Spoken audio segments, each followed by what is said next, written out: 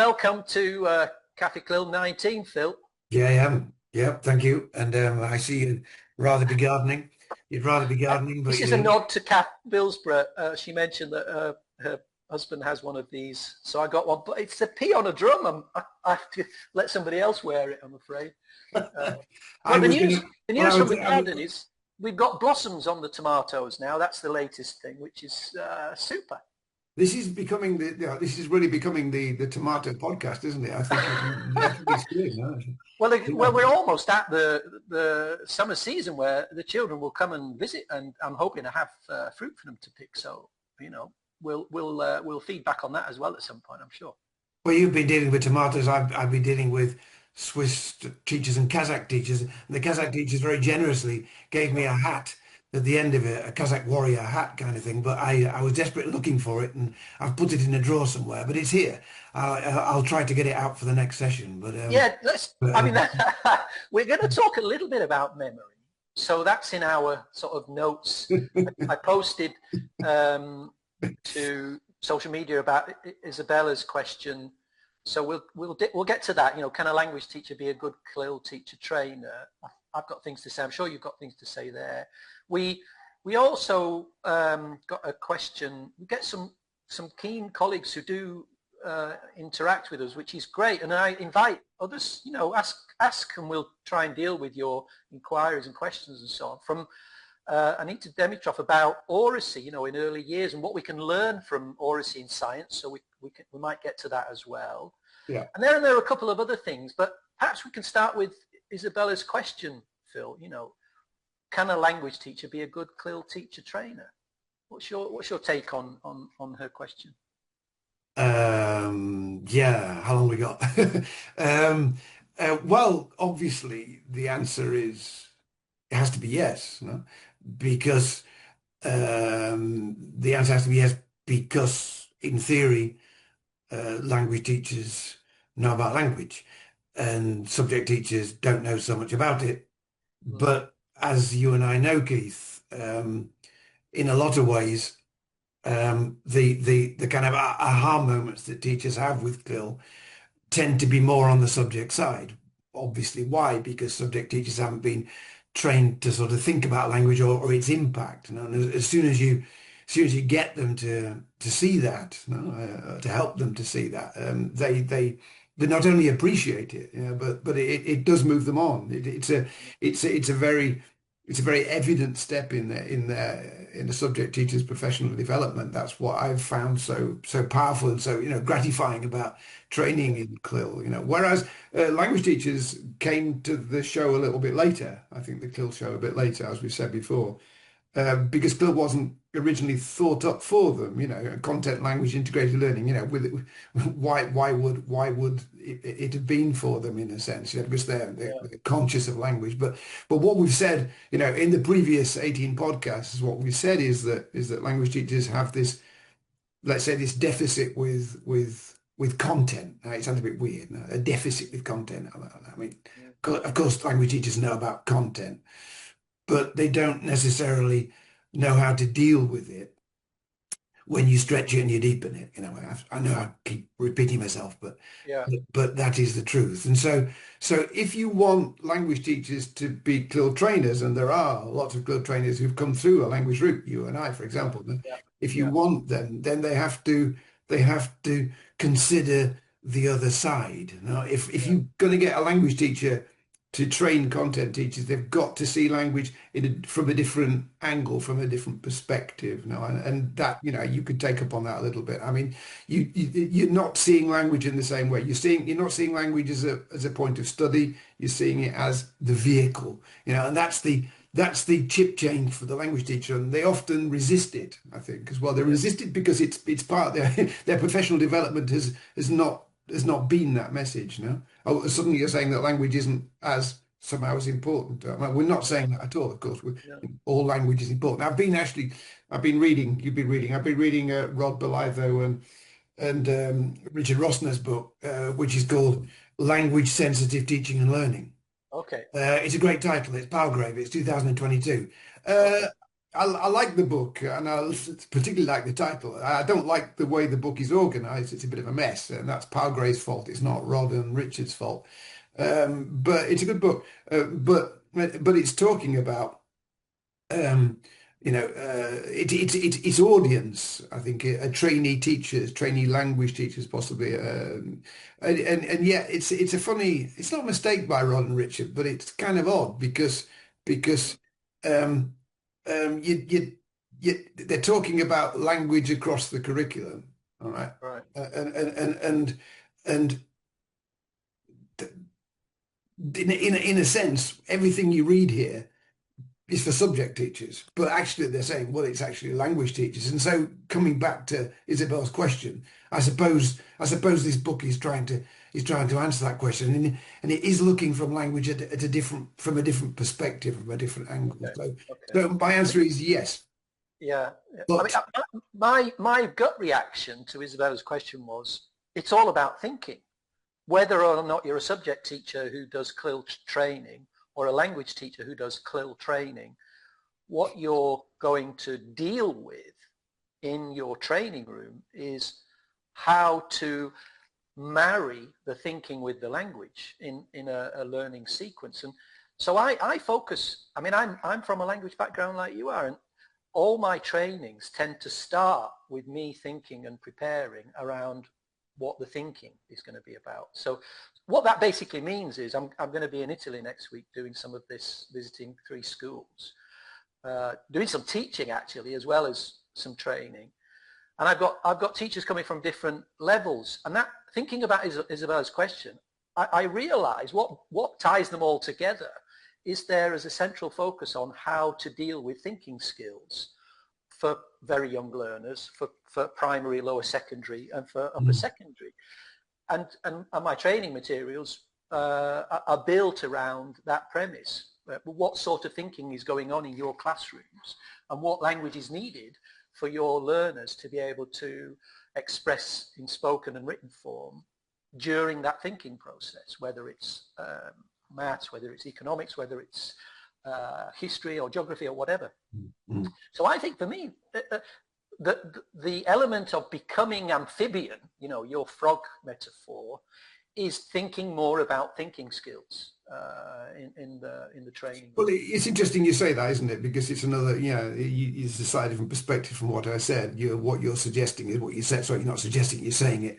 Is that each disciplinary area has a different way of thinking. Like Tom Morton said, there's a culture of thinking in chemistry, and there's a culture of thinking in history that in the end you kind of have to get into. So maybe that's just a better way of putting it, Keith. You've said it like that. It is, in fact, it is true.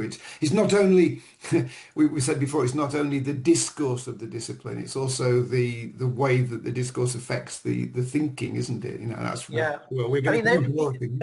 some of those colleagues we worked with, both of us, for many years in the Pädagogische Hochschule in Austria, from these higher technical schools.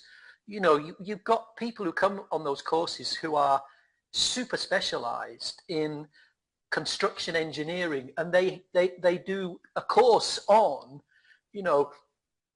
concrete strength, the strength of concrete, a course in that.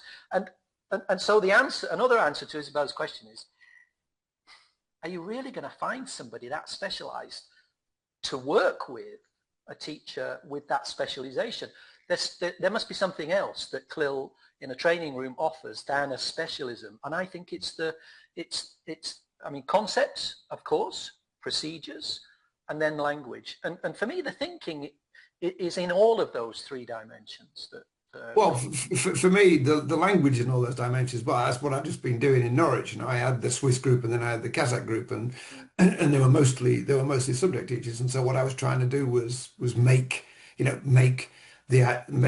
realise that you have to make the language salient. You have to make the key language salient. That's always my message. But your twist on that is that actually that's a thinking thing, isn't it? And it is true. I mean, engineers, the engineering culture isn't quite the same. Like the language leads you down different neural paths, doesn't it? Different cognitive paths. It's true. Yeah, it's a nice way of putting it, Keith, actually. I like that. But there's no reason to go back to the question. There's no reason why, a language teacher shouldn't be able to do that. It's just a Exactly. question, it's a question of looking at language in a different way. That's how it started, not looking at language like, it's the Chomsky thing, isn't it? You look at language as a collection of structures. Well, that's perfectly valid. Or you look at it more from the cognitive discourse function thing. You look at it from a set of social thinking, interactive whatevers, man. And if you look at it from that point of view, from a disciplinary point of view, from that point, no, Yeah. then you that should be the aha moment for a language teacher, and that's where the language teacher can be a CLIL trainer, of course. Yeah, yeah. I mean, in my invitation to these three schools in Turin, the organisers put me in touch with some of the teachers to begin talking about how I can collaborate with them. And one suggestion was that I take an economics class. And I said, you don't want me to teach an economics class. I mean, come on, I can cram up on it, and I'm sure I'd give it a good go, but you are the experts Yeah. in economics. What I can do is come and talk about how you deal with the demands of your curriculum when you're doing it in another language. Mm. And I think I do have a very good general knowledge of a lot of subjects and what they include and demand of learners, but I'd never call myself an expert in any of them. I've got an affinity for science. I love science, but I wouldn't call myself a science teacher. I just know a lot about how it works in the curriculum. Well, I'll give you an example. I like that. I'll give you an example of, again, what happened last week with the Kazakh group. And what was interesting with the Kazakh group was that when they weren't speaking English, they were all speaking in Kazakh. There was no Russian, and Okay. that's the first time I've noticed that. It was just either the group, they were all competent Kazakh speakers, and there was no problem about. But that was very much their lingua franca, as it were, when they weren't speaking English, and they didn't go back to Russian.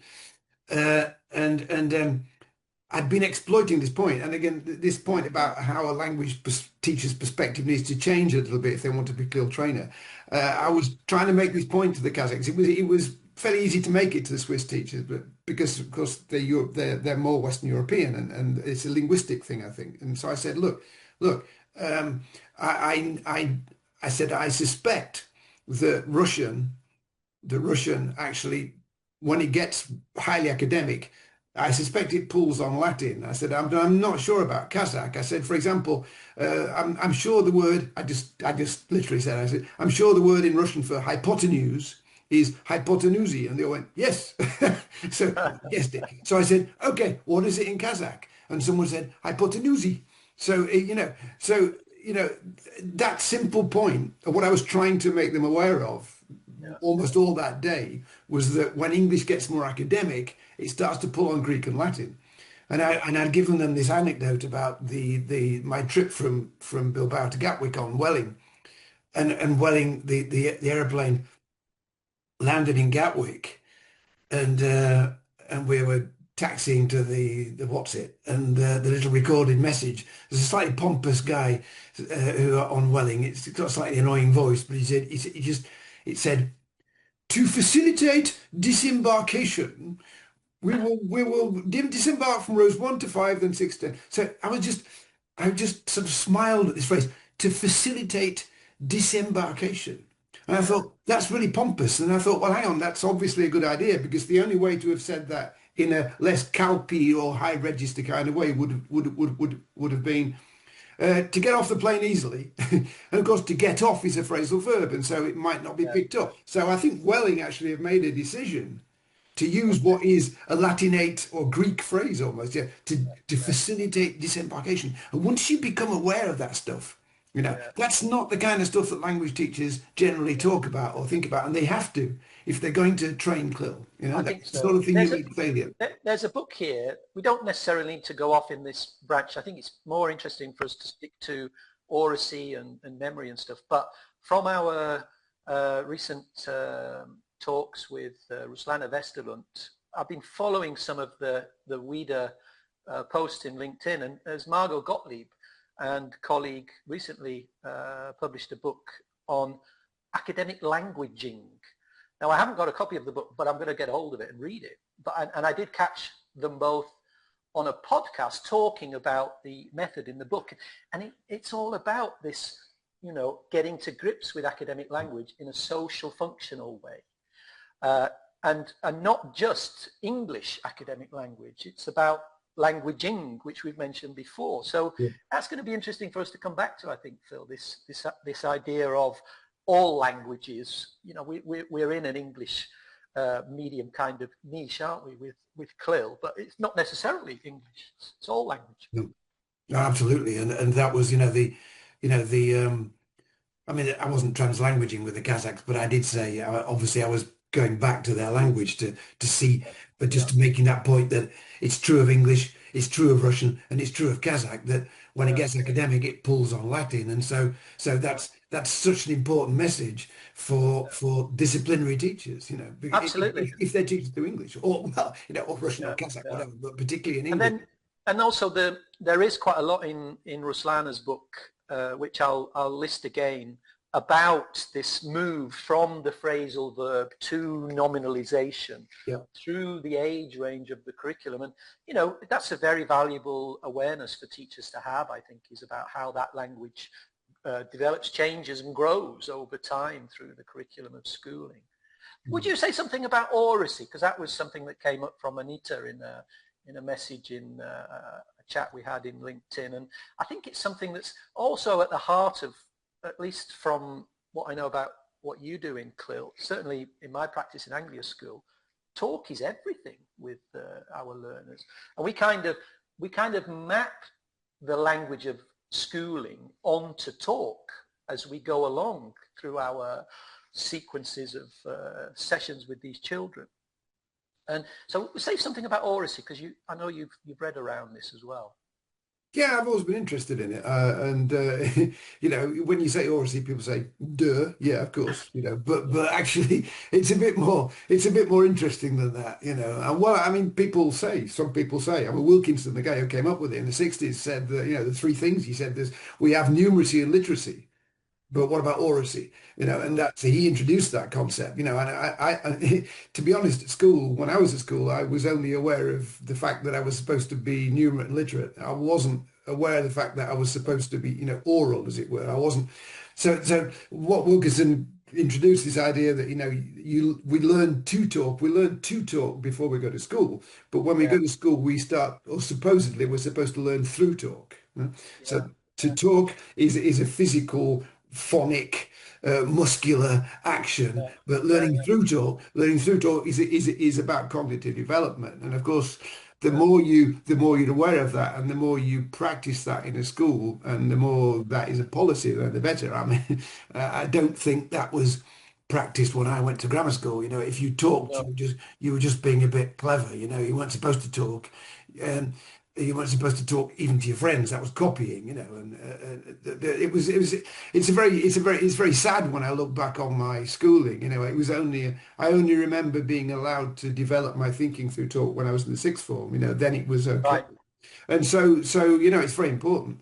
And so learning through talk, again, Neil Mercer we've mentioned before. He's big on that, particularly later on, you know, in the 90s. Well, the 90s. No, he's just written a new book. Actually, I must read it.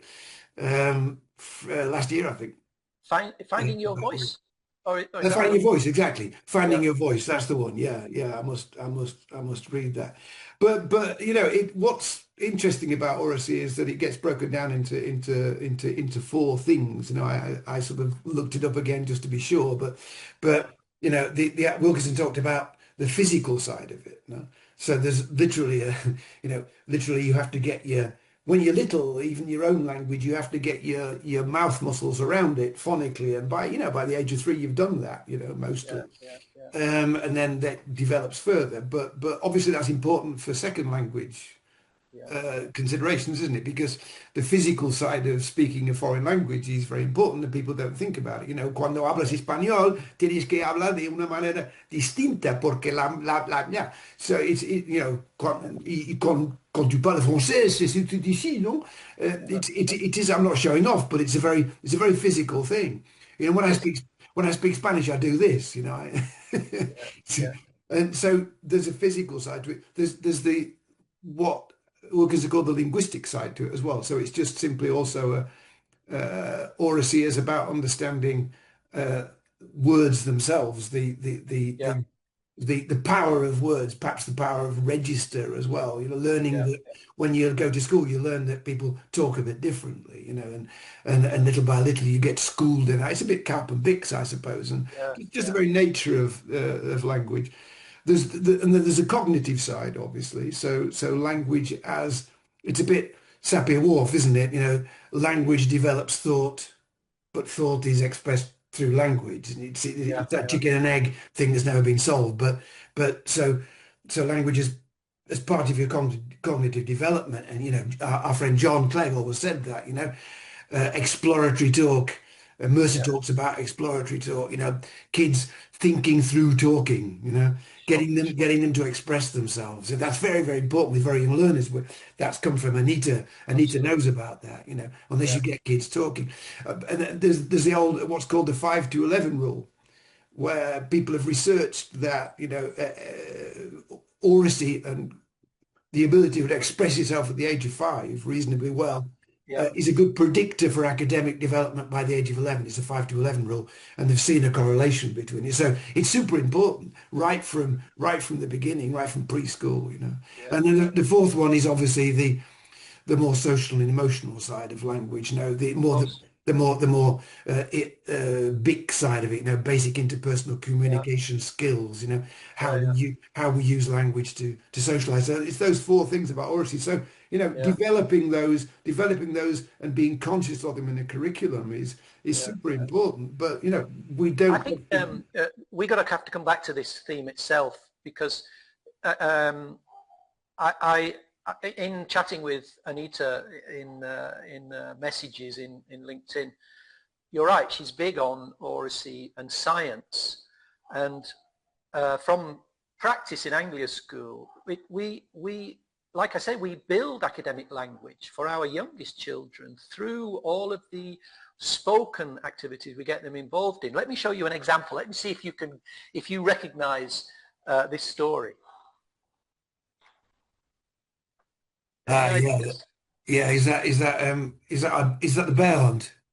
Or Yeah, is Michael it, Rosen. Yeah, we we're go on a going on bear a hunt? bear Yeah. hunt. Yeah, You we're can on a even bear hunt. probably we're Gonna going catch the to big catch a one. big one. Big one. So what you just did then was there was an anchor in your mind, which was a lyrical or melodic anchor to the story. It just came out quite naturally. And I think what we do with these spaces, I've recently discovered that they're called memory palaces, and that's from Joshua Foer's book, Yeah. uh, Moonwalking with Einstein, and Yeah, and tell me about this book because I'm pretty fascinated. I was looking it incredibly up actually. entertaining book. I mean, incredible life story as well. So, I mean, I quite like looking for non-fiction stuff to read and kind of inform my practice and expand things I don't know very much about. And I came across this book quoted by someone else. I won't mention that book as well because we'll be here forever. But Foer was a journalist, and he started following the American memory championships. So you get these memory athletes who meet once a year, and they are tested and timed in order to memorize all sorts of things, you know, random words on a page, um, to double-digit numbers, lots of them over a certain number of minutes, poetry. But this guy, this journalist, went to write a piece about this championship, got persuaded by other experts there in the field of memory that he could do it because it's all about technique. He sat down for a year, trained following their advice, went back in the following year and actually won it, the memory championship. And it's very, plays it down at the end of the book by saying there's a lot of dumb luck involved in it, but he describes the theory of Simonides, the Greek legend of Simonides was called out of a palace by some messengers. At that moment, the thing collapsed, and he was able to recall the names of the mangled bodies by remembering where they were all sitting. And so the Loki method is what we do in Anglia School. Throughout the curriculum, we've got these wonderful spaces. I use the word interfaces between content and the learner, where the children, I think the magical thing in Thor's book is he stresses creativity so much in his writing. And I think, I try and bring that into my training, coming back to Isabella's question a little bit, is look how possible it is to create memorable spaces in whatever subject you're teaching. And that might be, I've mentioned before, the link between the cognitive discourse functions and structures that can be exploited for, embedding language for learners during their sequences of lessons. So that's what the book's all about. I'm not going to tell you any more about it. You have to go away and read it, of course. Well, you know he wins, but it's his journey that's very entertaining.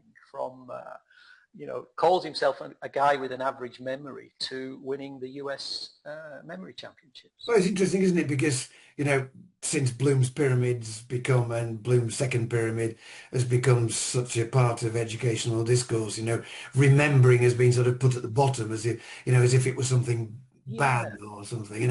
Of course you need that basis in order to get to the high bits, as we know. But it has been it's been a bit there's been a sort of depreciation of value in memory, hasn't it, and remembering. That's why I'm interested in reading it. Well, I think that there are two kinds of memory, aren't there? One is rote, and the other is it's basically. I have a go at my children's education quite a lot living here in Bulgaria.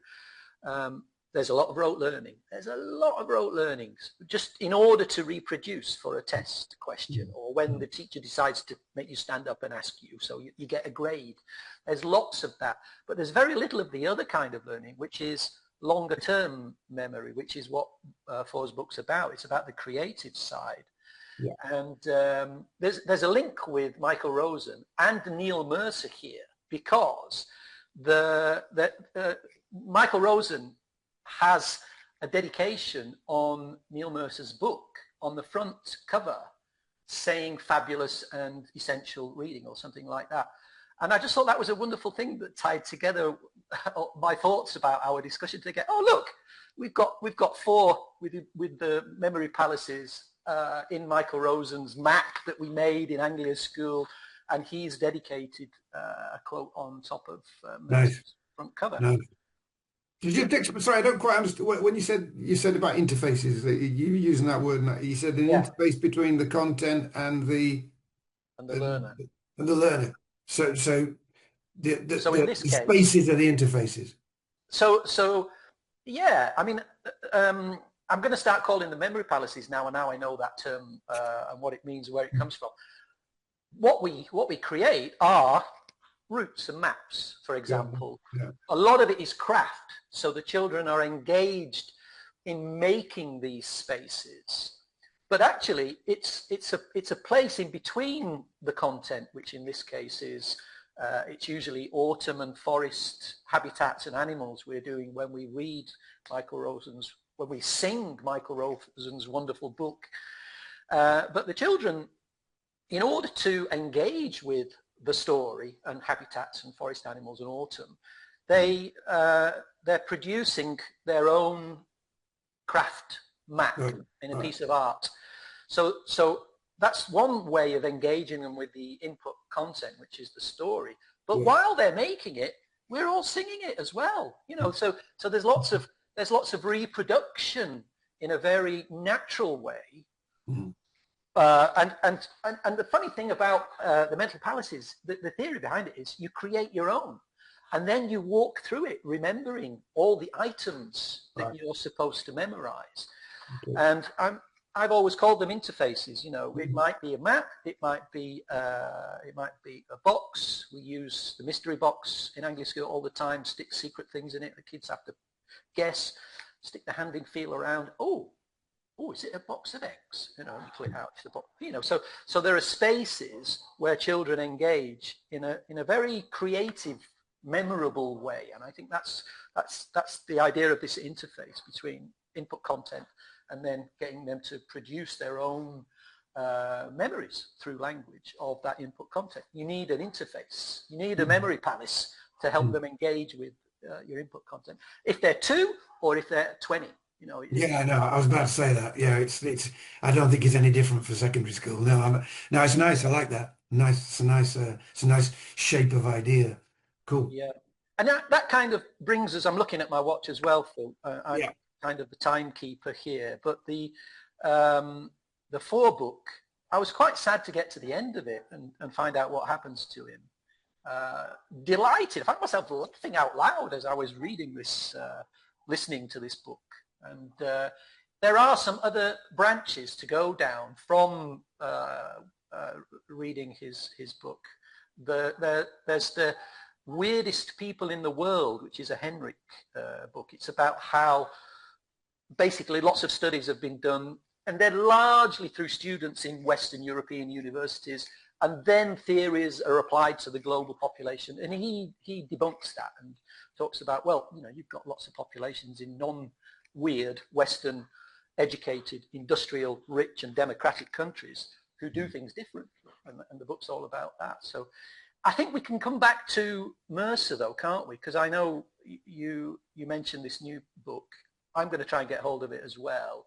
And I think we can also come back to systemic functional linguistics. There's lots of social functional lessons we can learn about developing language in a non-kind of unitary way, chunking way. I was so happy, Keith. I'll tell you about it next time. But I prepared a completely new session on.